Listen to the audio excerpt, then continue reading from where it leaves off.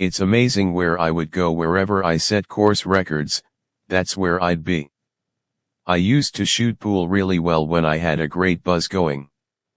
A man who single-handedly threw away $55 million, enough money to buy an entire island, into Las Vegas casinos, just to chase a thrill. A giant who drinks Diet Coke and whiskey instead of water, considers cigarettes a source of oxygen, and has smashed countless sets of golf clubs in fits of rage. According to every conventional logic regarding the downfall of stars, John Daly should have been a destitute, lonely old man sinking deep into regret over a past of wasteful spending. But no, entering his 60s, that legendary bad boy is living a life that even Wall Street billionaires must secretly envy. Not imprisoning himself in cold castles with high walls and gated entries, he chose absolute freedom in a special mobile mansion, roaming every corner of American roads. He's no longer the drunkard of yesteryear, but a sharp business tycoon with a booming cocktail and fashion empire, and he's even making a brilliant return to the silver screen in a blockbuster movie. What truly lifted the lion from the darkest mud of the past to stand at the peak of fame as he does today? Let's step onto John Daly's bus to discover that special secret. Turning 60 this year, John Daly is no longer the wild blonde-haired youth with the oversized backswing that once shook the sports world in the 90s. If you look at him now with his white beard, characteristic big belly, and a cigarette always perched on his lip, you might mistake him for a retired old man struggling with life after the limelight. But the reality is completely the opposite. John Daly at this moment is a smoothly operating money-printing machine.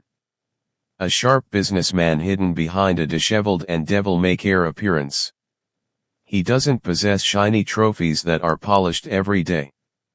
Instead, he owns a brand bearing his own name, a name even more valuable than his swings. To understand how a man who admitted to burning his entire fortune in casinos could rise up and live prosperously today, we must go back to the starting point where it all began. John Daly was not born into privilege, nor did he grow up in luxurious country clubs like most other professional golfers. He was born in 1966 in California but grew up in Dardanelle, a small town in Arkansas, where golf was considered a luxury sport. His family belonged to the working class. His father was a construction engineer and his mother was a housewife. Daly's golf career began in a very grassroots manner. He didn't have a private coach or expensive custom-fitted clubs. He learned to play golf by mimicking his idol Jack Nicklaus on TV and practicing on his own at cheap public courses. Because he didn't go through formal schooling, Daly developed a unique swing with an extremely large amplitude, the club going way past his head, creating a terrifying hitting force that people later called the grip it and rip it style. The name John Daly truly exploded and became a global phenomenon in 1991 at the PGA Championship. The story of that year is still told like a modern fairy tale. Daly was then just an unknown golfer, the ninth alternate, and was only allowed to participate in the tournament at the last minute when others withdrew. He had to drive through the night to make it in time for the tee time, had no practice round, and hired a caddy who was equally unknown. Yet that country boy with the golden mullet defeated all the top stars in the world to be crowned champion. That victory turned him from a zero to a hero overnight, bringing him fame and the first huge prize money of his life. He continued to affirm his innate talent with the Open Championship victory in 1995 at the hallowed grounds of St. Andrews, defeating Costantino Rocca in a dramatic playoff. However, Daly's talent on the course always came with a chaotic private life.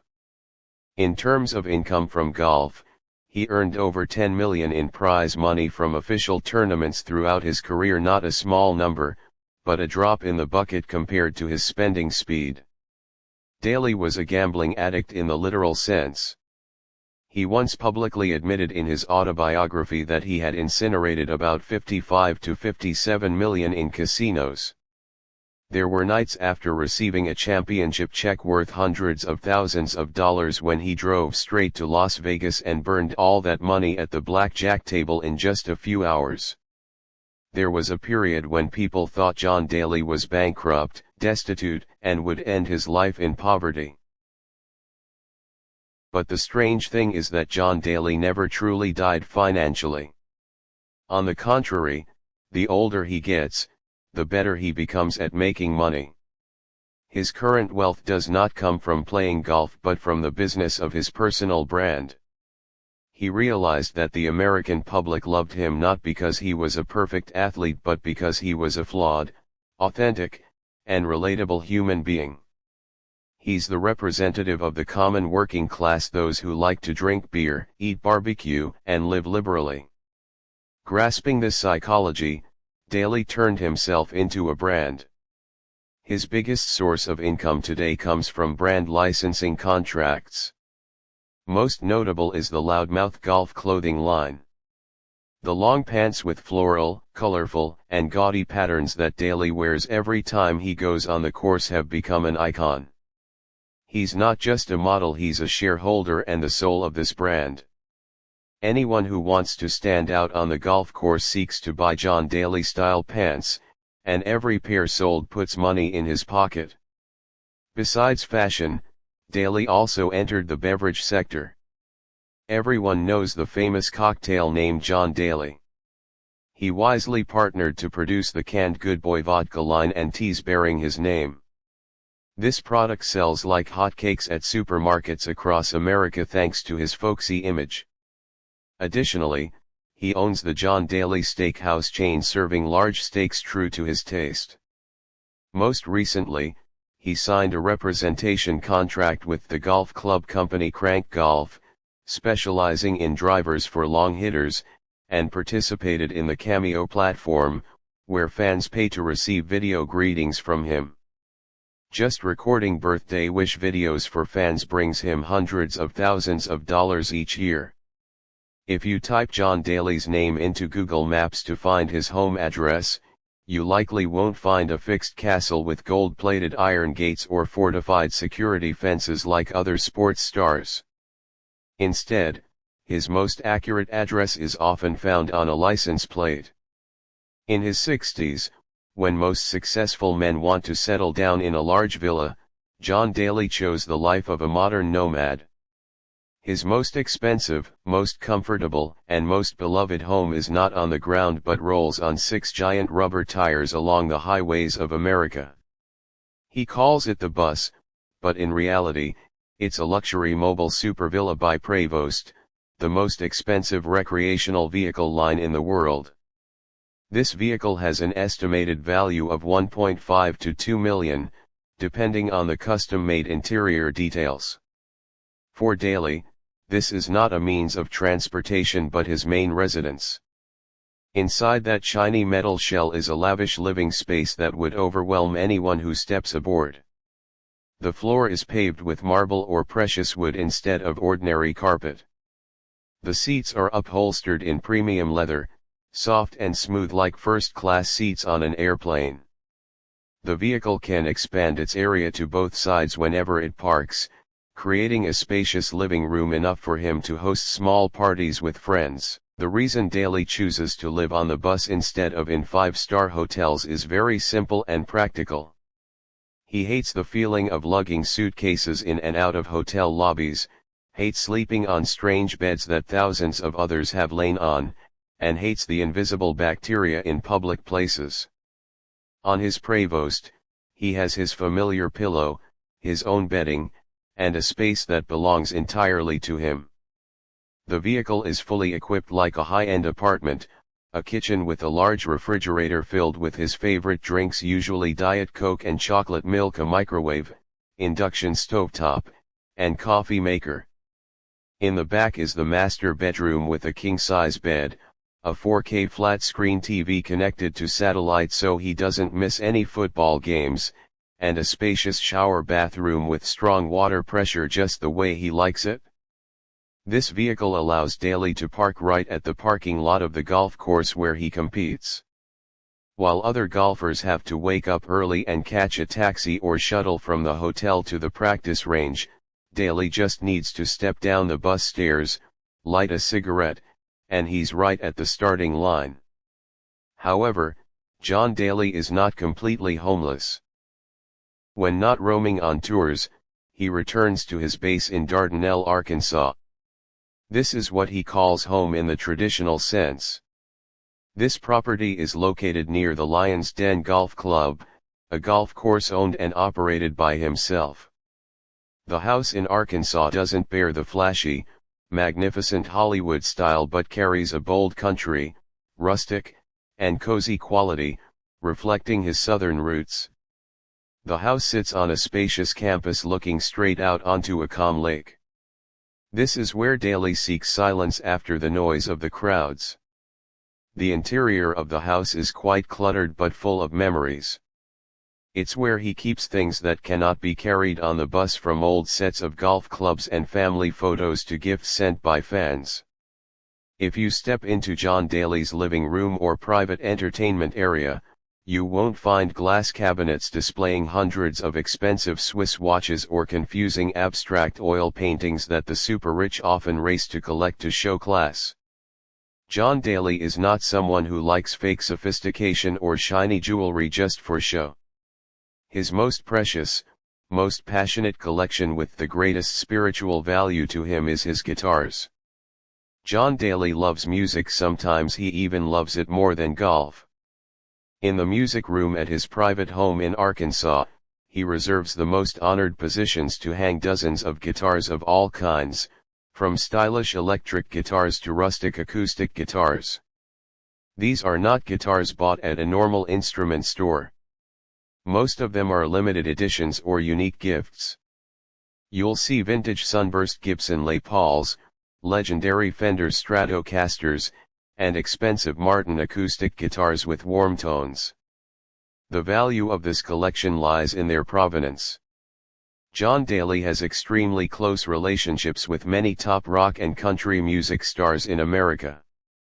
Many guitars in his collection have fresh signatures from legends like Kid Rock, members of the band Hootie and the Blowfish, or Willie Nelson. Most special are the guitars designed specifically for him, meticulously painted with the lion head logo, Daly's personal brand symbol, or with his name inlaid with mother of pearl on the fretboard. For Daly, these guitars are not lifeless display items. He actually plays them, and plays very well. He has released 2 country music albums titled My Life and I Only Know One Way, with songs composed and performed by himself. The lyrics often tell of his turbulent life, of alcohol, of divorces, and of the loneliness of the man behind the halo. To have the hearty laugh and the carefree demeanor we see in John Daly today, he had to pay an extremely high price, paid with his own money, reputation, and health. Behind the colorful floral pants and powerful drives is a life full of deep, indelible scars. The biggest, most haunting, and cruelest dark corner in the life of the bad boy is the colossal figure, $55 million. This is not the money he earned but the money he threw out the window in casinos. In his shocking autobiography, John Daly bravely admitted this naked truth. During his youth, when prize money from tournaments and sponsorship money poured in like water, he did not invest in real estate or stocks like other wise colleagues. Instead, he sought thrills at blackjack tables and slot machines with the highest stakes in the world. He recounted that there were slot machines that swallowed up to $5,000 for a single spin. He could sit there for hours, burning through a fortune that a normal person takes a lifetime to earn, just to seek a brief moment of euphoria. There's a famous story that the golf world still whispers about Daly's recklessness and loss of control. After he won a major tournament in San Francisco, receiving a prize check of $750,000, instead of going home to celebrate with his family, he drove straight to Las Vegas. Within just 5 short hours sitting at the card table, he lost a clean $1.65 million. But the biggest, most terrifying challenge John Daly faces right now does not come from casinos or courts but from the hospital. He's battling bladder cancer. This disease was discovered in 2020 and has become a persistent battle eroding the health of the lion. John Daly has had to undergo multiple surgeries to remove tumors along with periodic chemotherapy sessions. Doctors warn that this disease has a very high recurrence rate, forcing him to live with it for the rest of his life. Cancer changed Daly's view of life but did not make him lose his inherent humorous optimism. He did not choose to mope or cry. He faced it with an attitude practical to the point of nakedness. He admitted that his unhealthy lifestyle in the past, continuous smoking, drinking dozens of cans of Diet Coke a day instead of water, and all-night drinking parties contributed to this condition. Although he has tried to change, reducing strong liquor and cigarettes, he confessed that it's very difficult to completely quit habits ingrained in his blood for 40 years. He chose to live happily with the days he has left. Many people often assume that when an athlete turns 60, that's the time they should hang up their sword, retreat to the garden to take care of bonsai, and enjoy old age. But for John Daly, the concept of retirement seems not to exist in his life dictionary. The biggest focus of media and fan attention for John Daly during this time is his appearance in the hit movie project named Happy Gilmore 2. After years of speculation, the sequel to the classic golf comedy starring Adam Sandler has become a reality. John Daly, with his wild personality and one-of-a-kind style in real life, is considered the most perfect piece for this work. The greatest pride and longest-term project of John Daly is his son, John Daly II, affectionately known as Little John. The boy who used to toddle after his dad on the practice range has now become a promising professional golfer, playing for the University of Arkansas team. Father and son are building a strong Team Daly brand together. They not only compete together at the PNC Championship, the tournament where they once defeated the Tiger Woods father-son duo to take the championship, but also appear together in advertising contracts. The legacy John Daly wants to leave is not just 2 major trophies or driving distance records. He wants to be remembered as an ordinary man who did extraordinary things, someone who fell into the mud but still stood up and smiled. This year and in the years to come, no matter what happens, the audience will still see a proud John Daly, cigarette in hand, driving a colorful electric cart and swinging the club with all his might according to the life philosophy: grip it and rip it, hold it and whack it with all your might, not just in golf, but in life. The story of John Daly has never ended. It's just moving to a new chapter, more interesting, deeper, and more worth watching than ever.